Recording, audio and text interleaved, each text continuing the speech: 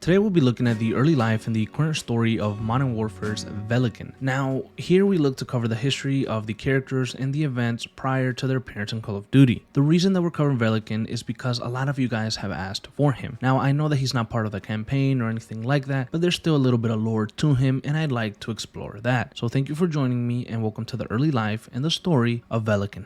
Now, the early life of Velikan is very classified, as almost nothing is really known about his history or his origins, but according to research and online threads, it is believed that he was born somewhere in the United States, and he could have some Russian in him. We can also assume that Velikan is a calm and cold individual, as he has been branded a highly trained assassin within the world of the PMCs, which was a world that he joined in 2019 when he was recruited by the Shadow Company. And as we know, the Shadow Company is run by ex-Marine Commander Philip Graves.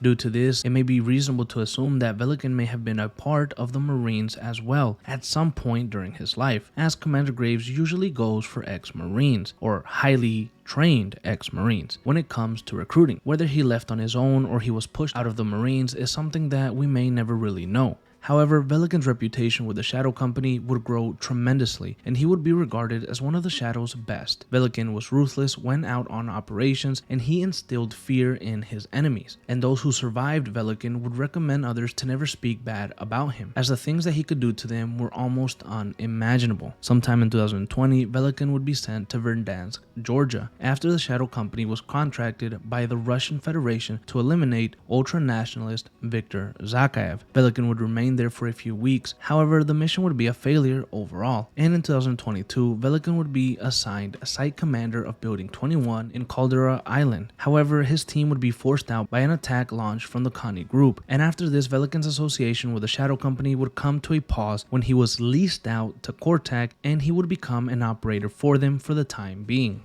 After this happened, not much else is known about Velikan or what he has been doing. We can assume that he will make an appearance at some point again during the next installment of Modern Warfare during their Warzone or multiplayer sections. But who knows, he may become a part of the main campaign in one way or another, maybe a background character when Commander Graves appears on screen or the Shadow Company appear doing a mission. Now, once again, I wanted to cover this story because a few of you guys asked for it, and I thought it would be cool to learn a little bit more about Velikan, as I usually only cover mainly campaign stuff. But I'm thinking of expanding into some multiplayer and zombies and maybe other first-person shooters like Battlefield. But with all that being said, this has been the early life and the story of Velikan.